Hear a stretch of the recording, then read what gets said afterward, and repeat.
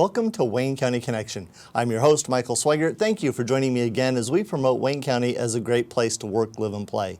As always, I encourage you to do your part to get involved as well, and the starting point for that is our website, waynet.org/cc, where you can learn more about today's program, past programs, and ways to get connected with our guests and the events and activities that they promote. You can also find links there to the streaming and on-demand version of this program to share with people who aren't in our community. There's a lot going on right now. We're just getting into spring and headed into summer, and there are initiatives going on all over the community, all over the county that you can get involved in, specifically with today's topic on environmental management and other activities, always the fairs and festivities that are going on. You can check out the calendar at waynet.org for events that are going on in your local community and throughout the county. I want to encourage you to get involved and do your part to promote Wayne County as a great place to work, live, and play. But right now, join me as I welcome to the show a couple of guests. First, we have Liz Yetter. She's the regional specialist with the Indiana Invasives Initiative, 3 I's, I got a little trip there, and Kate Glen, who is the outreach coordinator at Hayes Arboretum. And we're going to meet these ladies and welcome to the show and learn a little bit about invasives here in Wayne County. Welcome to the show, ladies. Thank you. Thank you. Thank you. We're going to start with Liz. Tell us a little bit about yourself, and let's make the connection between you and our viewers. So I'm a fairly new resident here to Wayne County and to the Richmond area. I moved here in January for the Indiana Invasives Initiative. I'm originally from upstate New York, and I've spent some time living in Minnesota as well, so I'm working my way around the country slowly. So you're coming south? Yeah. I'm just going with the flow, so... Okay. Yeah. And you work with the Indiana Invasives Initiative, Correct. And we're going to learn a little bit more about that, but I assume you have a background in environmental management. My background, my degree is in in natural resource management, but I've worked pretty much exclusively in some form of invasive species management since getting out of school. All right. Well, welcome to Wayne County. Thank you. Okay. Kate Glen, outreach coordinator at Hayes Arboretum. Tell us a little bit about yourself. Yeah, well, I grew up here in Wayne County. I graduated from Centerville High School. I taught junior and senior high school here for about 8 years. I co-own the Two Sisters Books and More down in the Depot District as well. So yeah, this is Richmond's home, Wayne County's home, and it's a wonderful place to be. And as outreach coordinator, you're not directly involved with plant management, but more getting the community involved with this resource that's been here for over 50 years. Yeah, absolutely. It's kind of becoming more of a face of the organization so that we can bring the Arboretum out into the town. It's kind of on the edge, really, of Richmond and Wayne County, if you think about it. And it's one of those places that I think a lot of people kind of remember in the back of their mind that it's there, but don't necessarily, you don't drive past it every single day like you do a lot of other places here in Richmond. So it's really important that we're getting out and remembering that we're here, and we have a lot to offer. We have 16 miles of hiking trails. We have a mountain bike trail. We have a car trail that you can drive through if you don't want to get out, and we have our nature center where you can learn all about the plants that we're going to talk about today and other native wildlife in Richmond and in Wayne County. Great, thanks and welcome to the show. Well, the focus of today's program is invasives management, and let's start with the big question. In general terms, what are invasives when we talk about those? So invasives are anything that is non-native but also causes harm to human health, the environment, or the economy. Okay. So that's working up the Forest Service definition of invasive species. Is what the Indiana Invasives Initiative uses. So that's what it is. It's these non-native plants that come in and cause damage, essentially. Okay. Well, that brings up a big question, and we had a little bit of a conversation before the show, you and I did, about invasives, and the question becomes, how do we tell the difference between like an invasive species and just an ornamental species, or something that it'd just be pretty to add to the landscape? So there's been a list developed, and I believe we have the website that they can share, but it's an official list of the plants that are invasive in Indiana. So it's, I can't remember how many are on it right off the top of my head, but it lists by these plants have been researched and categorized and determined to be invasive, so those are the plants to avoid. And when in doubt, planting natives is always the best way to go because we know that they don't cause any issues. We know that they're going to support the landscape and the wildlife as a whole. And additionally, it's important to remember that a weed is simply any plant in an area you don't want. So, whereas an invasive is that, again, that non-native and causes harm and damage. So, to keep that in mind when you're doing your landscaping. And that's really the question, is whether or not it's going to reproduce at such a rate that it's going to choke out other wildlife and other plant life, or if it has something about it that's going to be harmful to the animals in the area. For example, like we have those ginkgo trees down Main Street that were given to us by our sister city. Those aren't native to the area at all. Right. The reason that they're okay for us to have them, though, they're adapting fairly well to the environment, so they're doing well, but it's also very difficult for ginkgos to reproduce if we don't have the right conditions, the male ginkgo within a mile of a female ginkgo and having all that set up. So they're going to be fairly contained where we put them. They're meant to be ornamental, they're exactly where they're going to be, and they're going to be ornamental. The real problem comes is when you have something that can reproduce very rapidly and very easily, and that can take away the ground cover and choke out some of our more native plants. Well, that really hits to the heart of the issue there, because I was thinking of some of the ornamental trees and plants that people bring in. And the big thing in the spring, of course, the Cherry Blossom Festival in Washington, that was a huge gift as a diplomatic exercise there, 100 years ago or so. And that didn't seem to be a problem. And we have the ginkgo trees in downtown Richmond and so forth. So other than just going to the list, I mean, what are some other clues that just a normal landscaper might have? I mean, I've got this lawn cover in my yard that seems to vine out through the yard, and I have to pull up every once in a while. Is there something else that we could learn about invasive species that would help us to know the difference?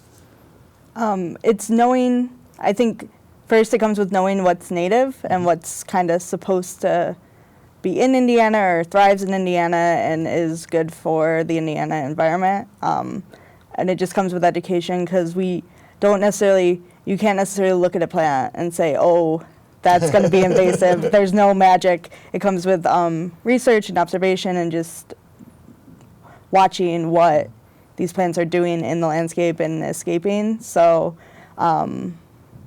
we have a pretty good handle on what is in the state now, either in large or small populations. It varies, and knowing from what we're seeing in other states. So Kate mentioned a couple of attributes there that reproduce rapidly and then take over other species, or kind of choke out the ground cover was one of the terms that you used. I thought of a comparison between plants and animals, and we've had some issues in the past with poor wildlife management where we've taken out predators and then their prey have exploded, and then that's caused long-term negative consequence. And we could probably go to examples where we've tried to do that with plants as well, where we've tried to bring in some kind of a plant or some kind of an animal to control plant population, and it's spiraled beyond our control. If we're wanting to bring a species into an area, what would be the best way to manage that? Is there a trick or a set of tools that we could use? I think the real key is just don't do it on your own. That's most of where you get these invasive species and invasive animals, is because one person thought this plant looks really pretty, or one person really wanted to introduce all of the birds that were mentioned in Shakespeare to the United States, right?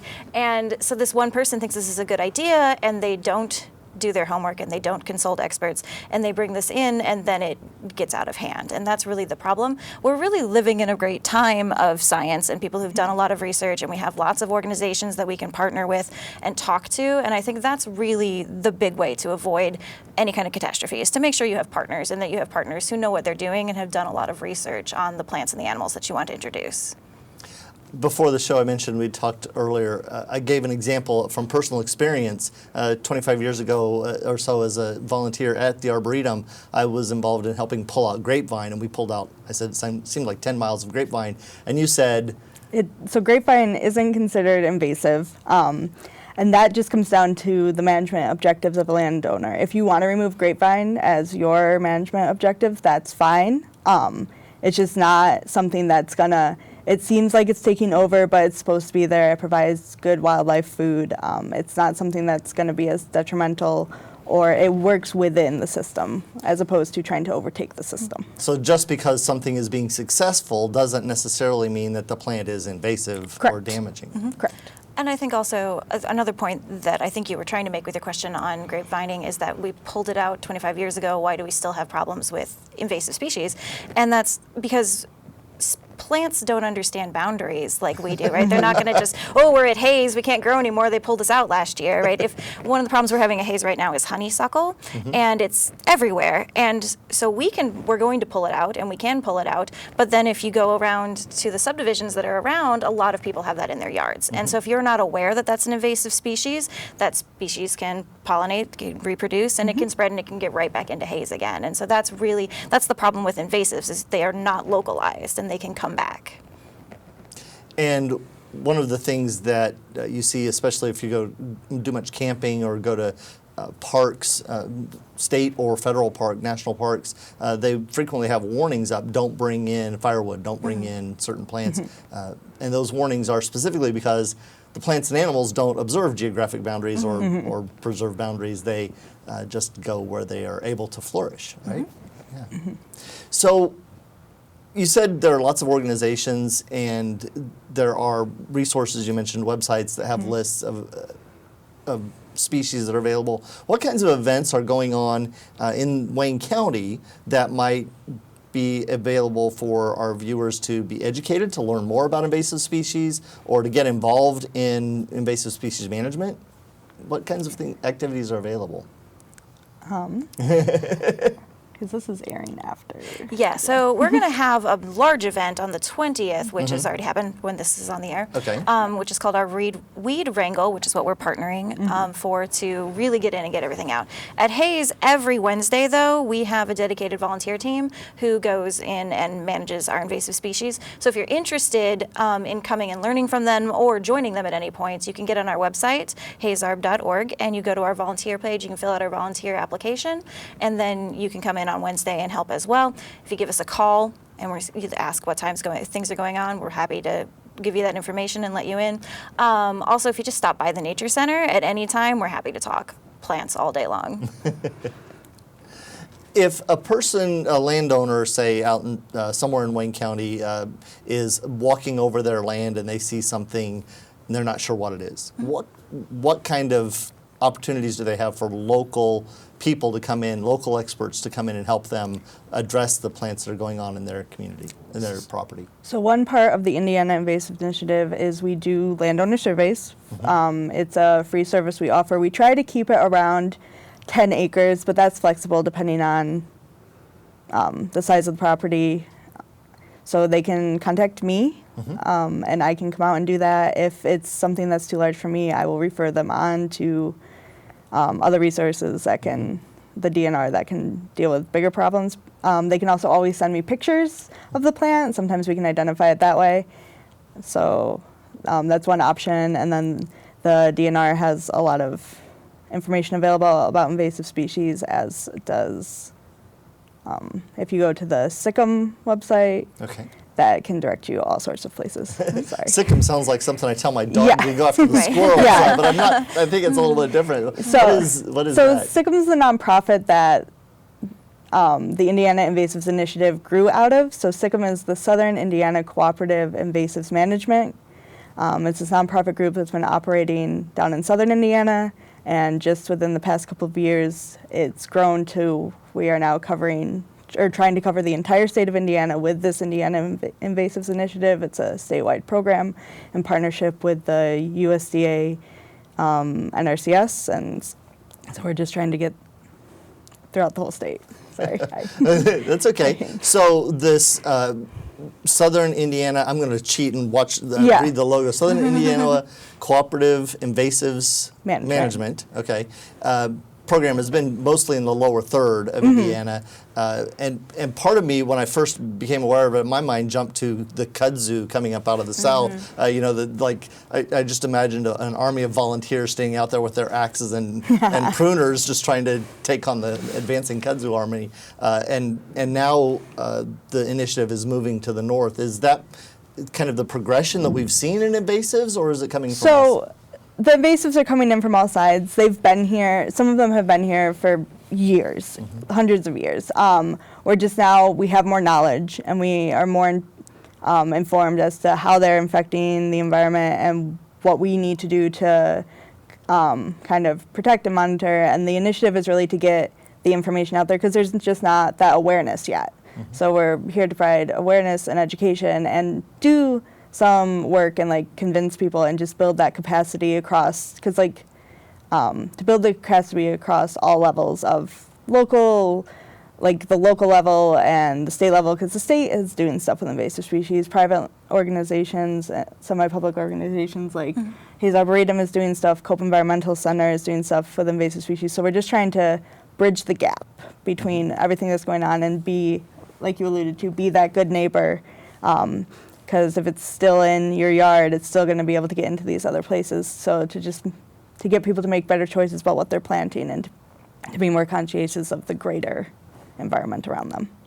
And you mentioned earlier, before we started taping, about the growing cooperatives that you're trying to develop and help various organizations and entities get together to work on this problem together. Is there a cooperative starting in Wayne County that people could get involved with? So the cooperatives, Mike's referring to, are these things called SICIMs, which are cooperative invasive species management areas. And all that is a group at a local level within a defined boundary. So we're doing them kind of at the county level to do this information and education outreach and help get the word out there. And we've started having a conversation here in Wayne County. We're still looking for energetic and enthusiastic leaders to help. I'm here in the region to help facilitate these groups, but ultimately we'd want them to be run by like a dedicated volunteer board so they can be sustainable throughout the future. Okay, so a volunteer board, active people, so people that might be interested in either regional horticulture or farming or management of land in some. I'll take anyone who has an interest in preserving and conserving the environment. So you can be a landowner, you can be someone who already works in like environmental management or natural resources, people from the landscape industry, people from the nursery industry. We want it to be a huge cross-section of the community. So we're already working with soil and water conservation districts, with the DNR, with Hayes, with Cope, Purdue Extension. So we want everyone involved so there is that communication and we don't step on any toes on what's already being done. So anyone and everyone is welcome to be involved, and if you want more information, get a hold of me. You just mentioned landscapers, and immediately my mind jumped to the myriad number of companies that do lawn care and so forth. Why would it be important to get people like that on board? I'm thinking of just general plant management. You're not trying to put people out of business in any way, but you want people to thrive and be able to manage the various the part of the environment that they work in, right? So what expertise could, for example, private landscapers or land management companies bring to the table? So they would know like what's being put out in the landscape right now, what's popular, whether it is a native or a non-native plant. We can work with them to help educate them, or help better inform them of what might be a better choice to create the same effect they're going for. And a lot of in the landscaping and nursery trades were involved in that, creating that master list of the Indiana invasive plant list. So just keeping everyone involved, because it affects them and it affects their work, and it ultimately could change like how they, or what types of plants they're offering and stuff. So we want to make sure everyone's involved, and we don't want to put anyone out of business. We want to just make sure we're all working together to create this better, sustainable environment. And in many ways, it's also sort of the first line of defense. A lot of people, you're thinking about what goes in your yard. You're not necessarily going to think to call, I need to call over to IU East and talk to a plant expert, or I need to go stop in at Hayes and check and see what's local. You're going to talk to your guy who's coming to do your lawn and coming to do the work. So if those people are educated and aware of what is local, what's going to thrive here, what's going to over-thrive here, right, then that's really kind of a great connecting point. Yeah, or if you see a picture in a book of landscaping, or watching one of the many television shows on, I'm sure there's Yard Brothers out there somewhere. Right. You know, pimp my yard maybe or something like that. Or people see these great plants and are like, oh, that's great, but not understanding that what works in Southern California may not work in East Central Indiana. Right. Or may work too well, which is really the invasive species problem. Yeah. Too successful. Too successful. We want you to be good plants, but not too good. Yeah. So I was thinking about my list, and I had a couple of other questions. I think I've missed something that I wanted to do. It's kind of going back to that question that I asked earlier, that we've had some examples, or possibly some examples, where people with good intentions, we've had some negative outcomes. If that has happened in the past, if a government agency or a private landowner has brought in an invasive species and now it's overrun, what kind of remediation is available, or what kind of steps need to be taken now to kind of control that or reverse that invasive species, or is there anything that can be done? I think that's exactly what we're trying to do with some of our initiatives is you get in and you take it out. I mean, you want to do it also in an environmentally friendly way. We don't want to go in with a bunch of chemicals and wipe everything out while we're trying to remove these species. You want to be able to go in and get them before they're really flowering, so you're not, pulling them out and helping them spread and pollinate at the same time. And I think that's really, talking to people, talking to experts is going to be the best way to deal with this, because you can get those teams together who understand this is the time to go in and get it, this is not the time, right? This is how you should eradicate it, this is how you should not do that. So really, I think just doing the research before taking action is really important. Yeah, just consulting someone, whether it's myself or another land management group, to get a plan drawn up, whether it's formal or informal, and to know when the proper, because there's a proper time to treat, to remove things. If you're going to treat with herbicides, there's a proper time to do that. Always follow the label when doing Can't just anything get like. napalm and just go out and No, burn the because forest. no, avoid pulling things like when they're seeding, and just learning the proper time. So it just comes down to knowledge, and I know it can be a very exasperating process if you go out and look at your woodlot and just see that it doesn't look intact and it doesn't look like it looked maybe 40 years ago. My tip is always to start from your best area, your like A+ prime area, and work out, so you know what you're protecting, and you're like, we're gonna make this better for this, and work out. But it just comes down to remediation and starting to remove the plants, and also on the other side of that, making better choices of new plants you're bringing in to make sure they are native and will support the ecosystems.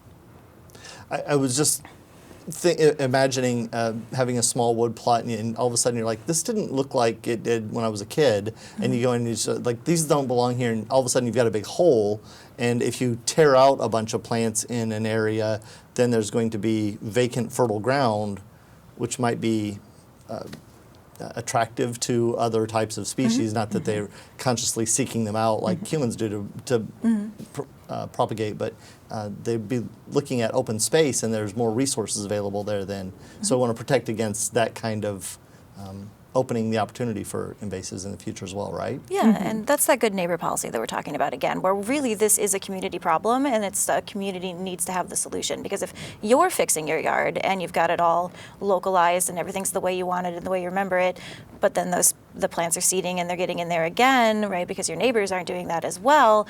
You kind of worked a lot for not a lot of results. So that's why it's really important that we kind of connect to this as a community, and we all go out and we all make a concerted effort to preserve our local wildlife.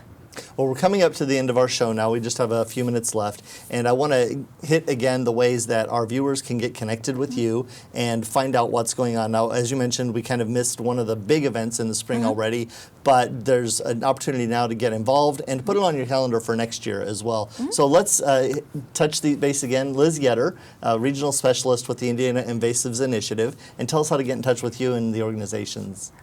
So you can call me. I don't know my phone number. I'm so sorry. Fortunately, it's on the lower Yeah, third, that's what. Ta-da. Yeah. Also, you can email me, Liz at SICIM, SICIM.info. And my office is in the Wayne County Soil and Water Building, but I would call and make sure I'm there first, because You might be out doing I a might land be out survey. doing other things. You can also see me. I'll be at the upcoming Earth Day. I'll have a table there, and yeah. Okay, great.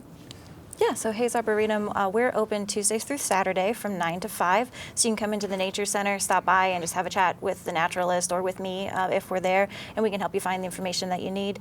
We also, every Wednesday, have a dedicated volunteer group that goes out and looks for these invasive plants. So give us a call ahead of time, go on our website, fill out our volunteer application. That's hayesarb.org, and then you can join them on Wednesdays as well. They typically do mornings when it's warm, and then afternoons when it's colder, so give us a call to find out exactly what time they're going to be out there. But yeah, just simplest way, stop by the Nature Center and come say hi. All right. Kate Glen, Outreach Coordinator for Hayes Arboretum, Liz Getter, Regional Specialist, Indiana Initiatives, Invasive Initiatives. Boy, I'm Or the III. The III with SICIM and SICIMs. And just figuring out all the acronyms is fun stuff. Anyway, thank you both for joining us today to talk about invasives here in Wayne County and what we can do to make Wayne County a better place to live, work, and play. Thank you for your time today. Absolutely, thank you. Thank you. And thank you for watching. Do your part. Get out, get involved, promote Wayne County as a great place to work, live, and play. Make us a more beautiful place to do those things. I'm your host, Michael Sweigart. Thanks for watching. We'll see you next month.